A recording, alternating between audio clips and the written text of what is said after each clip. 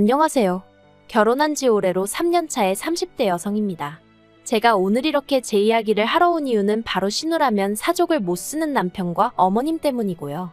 처음부터 둘 다 이런 줄 알았으면 결혼은 안 했을 것 같은데 왜 결혼 전엔 전혀 눈치채지 못했던 건지 모르겠네요.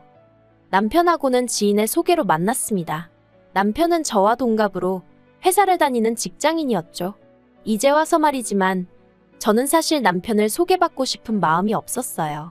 당시 저는 제 사업을 시작한 지 얼마 안 됐을 때라서 다른데 신경 쓸 겨를이 없었거든요. 하지만 지인이야도 괜찮은 사람이라며 자기 믿고 한 번만 만나보라길래 더는 거절을 못하고 나간 자리였네요. 그리고 제 마음이 콩밭에 가 있어서 그런가 남편 눈에도 티가 났던 모양이에요.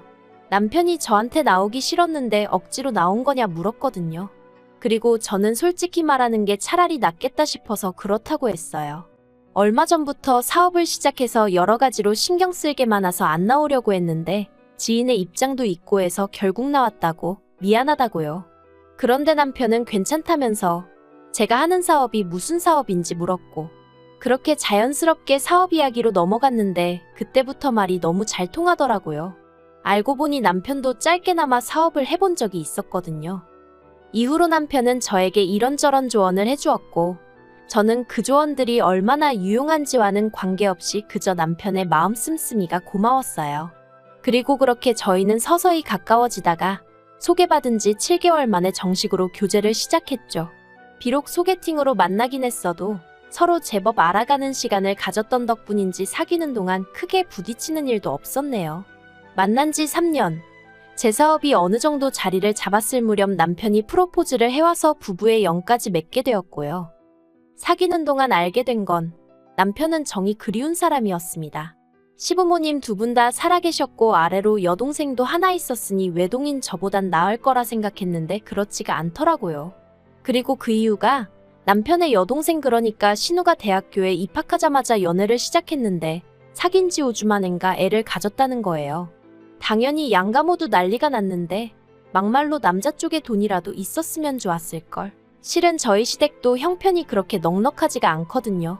저랑 남편이랑 연애하던 당시 남편이 번 돈의 50% 이상을 시댁의 생활비로 가져다 주던 상황이었으니까요.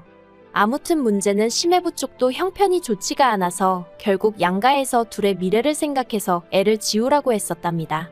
그런데 저희 신우가 어떻게든 낳아서 키우겠다며 급기야 심해부랑 도망을 치고 뭐 난리도 그런 난리가 없었다네요. 도망치는 와중에 그나마 얼마 되지도 않던 어머님 금까지 가져다 팔아먹었다나요. 결국 둘이 그런 쇼까지 해대니 양가에서도 방법이 없다 싶었는지 두 사람의 결혼을 허락하긴 했는데 신우는 배가 불러오니 어쩔 수 없이 학교를 관뒀고 심해부는 심해부대로 학교 다니고 졸업하고 하긴 했는데 또 취직하는 데 인연을 그냥 까먹었답니다.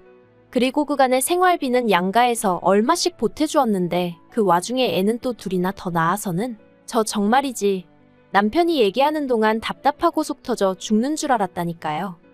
아무튼 신우가 사정이 그렇다 보니 언젠가부터 어머님의 관심은 오로지 신우에게만 쏠려 있었고 남편이 다 큰 성인이었다곤 해도 돈을 벌어다 주는 건 남편인데 고생했단 말 한마디 해주는 사람이 없으니 많이 외로웠다고 하더라고요. 그러다 저를 만난 거고 그리고 실제로 저희가 결혼한 이후에도 어머님은 저희 부부에게 큰 관심이 없으셨어요. 정확히 말하자면 저희가 결혼하겠다 했을 때부터 별 관심이 없으셨달까요? 그냥 그래 해라. 둘이 좋아서 한다는데 대신 도와주지는 못하니 알아서 해라. 딱 이 정도의 반응이었죠. 그러나 문제는 어머님이 신우네랑 저희 부부를 대하시는 방식이 달라도 너무 달랐다는 거예요. 저희 부부에게는 바라기만 하시고 신우네는 안쓰러워 죽으려고 하시고 일단 생활비의 경우 남편과 상의 끝에 시댁에 드리는 액수를 조정하게 됐어요. 왜냐하면 결혼 준비를 하면서 보니까 직장 생활을 저만큼이나 오래 한 남편이었는데 모아둔 돈은 제 절반밖에 되질 않았거든요. 그렇다고 하다못해 차가 있는 것도 아니고 옷도 전부 다 학생들이나 입을 법한 브랜드. 그리고 이 과정에서 남편도 뭔가 잘못되었다는 걸 깨달은 눈치였죠. 그래서 제가 내친 김에 남편에게 이제 우리 둘의 미래를 준비해야 하지 않겠냐 하니까 다행히 남편이 제 말뜻을 알아듣곤 어머님께 앞으로는 매달 30만 원 정도만 드리겠다. 그리고 이참에 미경이한테도 받아 쓰시라 했더라고요. 물론 이 일로 어머님이 노발대발 정말 크게 화를 내셨습니다. 결혼하자마자 가족은 눈에 뵈지도 않냐? 네 마누라가 시켰냐? 그리고 급기야 어머님이 저에게 연락을 하셔서는 그렇게 사람이 인정머리 없이 살면 안 된다며 니들만 잘 먹고 잘 살면 그만이냐고 목소리를 높이시대요. 생활비 문제로 어머님과 한 차례 얼굴을 붉힌 이후로 돈이야 모이기 시작했지만 솔직히 저라고 마음이 편치는 않았어요. 왜냐하면 한 달에 한두 번은 시부모님을 만나러 시댁에 들리곤 했는데 그때마다 신호 고생하는 이야기, 돈 없어서 당신들 빠듯한 이야기를 어지간히 늘어놓으셨거든요. 그래서 어머님 환갑 때 큰맘 먹고 8돈짜리 순금 팔찌랑 목걸이를 해드렸어요. 남편도 제가 어머님 환갑 선물로 무엇을 준비했었는지 모르고 있었기에 말 그대로 서프라이즈가 따로 없었죠. 그런데 지난 설이었어요. 모처럼 신혼의 식구들까지 시댁에 모이는 날이었죠. 그리고 이날 정말 여러 가지로 서운한 일이 많았습니다. 일단 온 식구들이 모인다는 생각에 한우 장어는 물론이고 디저트로 비싼 과일과 예약해야만 살 수 있는 호텔 케이크까지 준비해 갔거든요. 그런데 어머님께선 저희가 사간 모든 걸 열어보지도 않으시고 그대로 신혼의 차에 실어주시고는 집에 가서 먹어라 하시더니 정작 저희한테는 얼마나 오래 냉장고에 있었는지 가늠도 안 될 만큼 냉장고 냄새에 쩌든 사과를 깎아주시는 거예요. 그뿐만이 아니었습니다.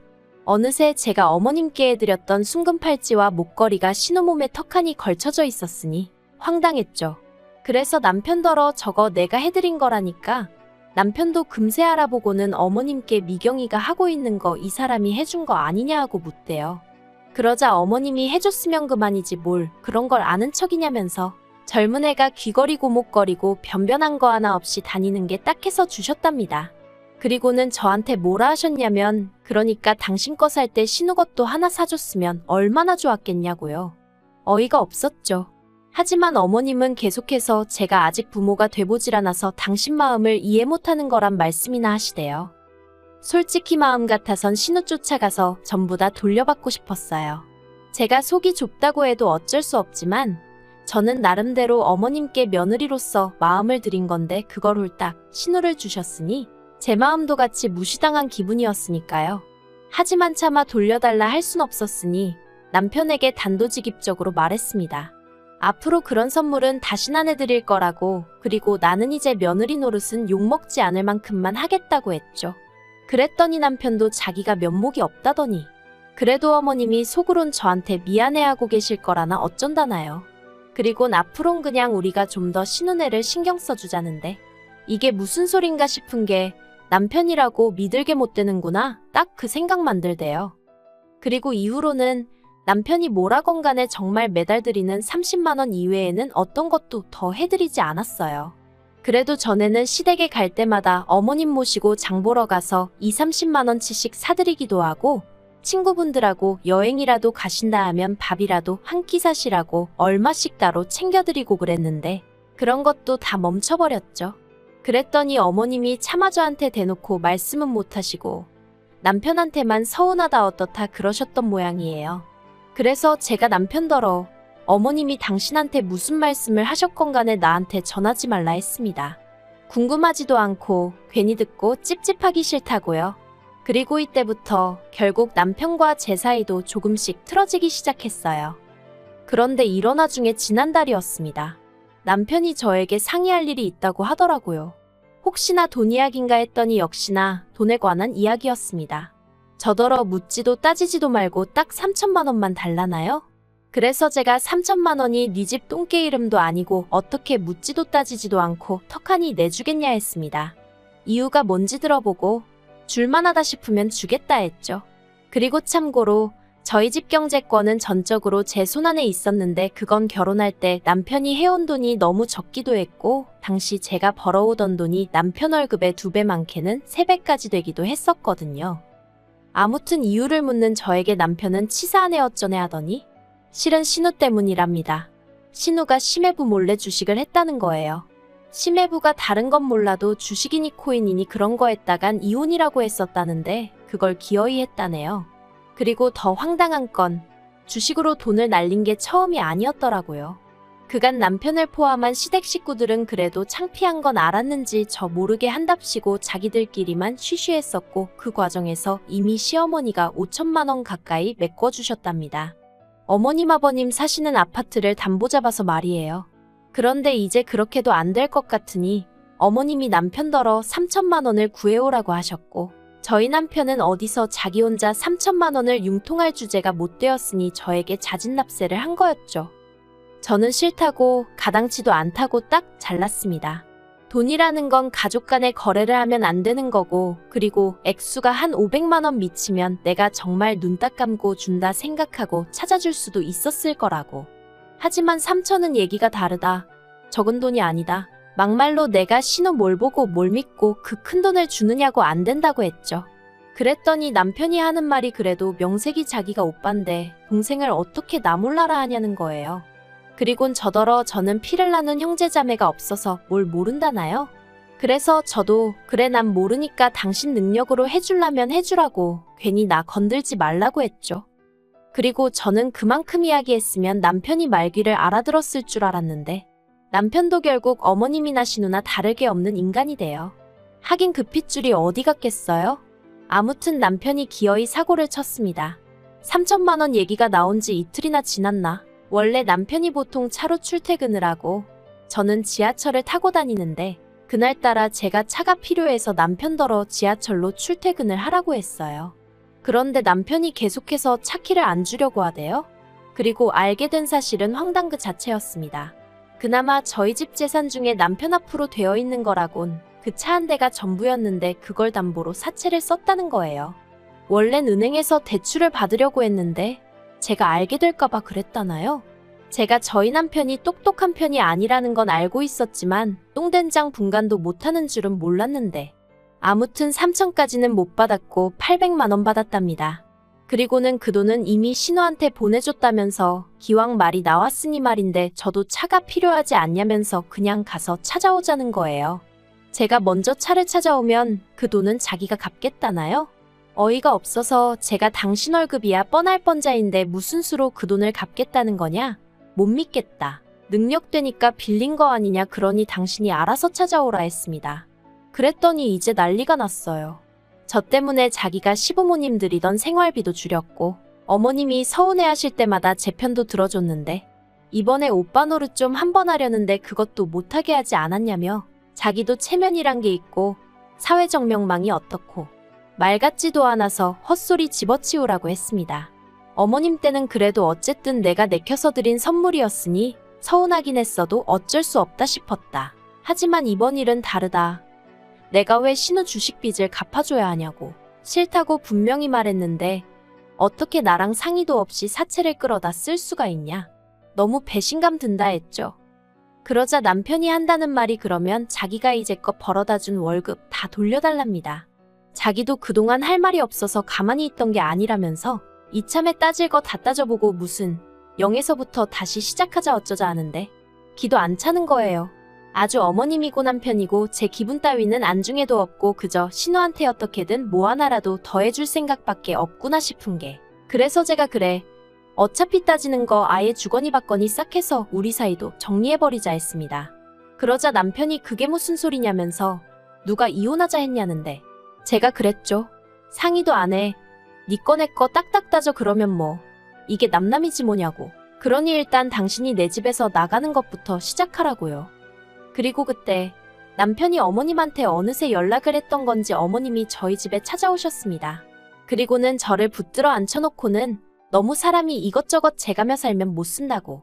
저더러 신우가 친동생이라고 생각해보라면서 그러면 저 어린 게 애셋이나 끌어안고 사는데 모른 척할 수 있겠냐 하시는데 솔직히 너무 불편했어요. 제가 잘못한 게 없는데 어머님이고 남편이고 자꾸 인정에 호소하며 저로 하여금 죄책감을 느끼게 해서 말이죠. 그리고 두 사람이 그럴수록 제 마음은 어쩐지 더 냉랭해지는 것 같은 게 결국 다들 그만하라고 저는 도무지 이런 집안에선 못 지내겠다 했습니다. 그렇게 신우가 안쓰러우면 어머님이랑 당신이랑 양옆에서 오구오구 내 새끼 하며 돌봐주라고. 나는 나와 내 가정이 우선인 남자와 살고 싶지. 이런 식으로 못 산다 했네요. 그리고 솔직히 자존심 상하는 일이지만 그래도 저는 남편이 저를 붙들고 미안하다 한마디는 할 줄 알았는데 제 생각이 정 그렇다면 어쩔 수 없는 거 아니겠냐고 알겠다고 헤어지자 하는 남편을 보게 될 줄은 몰랐어요. 그래서 지금은 남편이 대충 자기 짐 챙겨서 나간 상황이에요. 어머님은 저더러 지금이라도 찾아와서 미안하다 하라고 나름대로 중재를 하려 드시는데 솔직히 황당하죠. 어머님이 어떻게 보면 이 상황의 시발점이셨으니까요. 하지만 그래도 한편으론 홀가분하기도 합니다. 요새 안전이별을 해야 한다 뭐 그런 말 많잖아요. 곱게 안 헤어져주고 해코지하는 사람들도 있고 그래서 그런 거 없이 이 정도로 깔끔하게 헤어졌다는데 의의를 두려고요. 친정부모님도 아니다 싶을 땐 빨리 끊어내는 게 수라며 저더러 잘했다 해주시네요. 하지만 자식으로서 부모님 마음의 대못을 박은 건 사실이니 앞으로 더는 이렇게 부모님 속상하실 일 없게 더 열심히 살아야겠죠. 그리고 제가 심해부에게 신우주식비 때문에 우리가 헤어지는 거라고 얘기해줬어요. 유치하지만 괘씸해서 얘기해줬거든요. 그랬더니 심해부가 신우더러 애도 네가 다 키우라며 이혼하자고 드는 모양이에요. 그리고 남편은 차를 찾으러 갔더니 2주 만에 이자가 200만 원 가까이 붙었더래요. 그런데 그걸 제 탓을 합니다. 제가 돈을 안 해줘서 써보지도 못한 200을 남한테 거저주게 생겼다나. 아니, 사채가 그런 돈인 걸 모르고 쓴 건가 싶고 황당하죠? 저 혹시 바보랑 결혼했던 건가요? 이제 제 남편도 아니지만 참으로 한심하네요.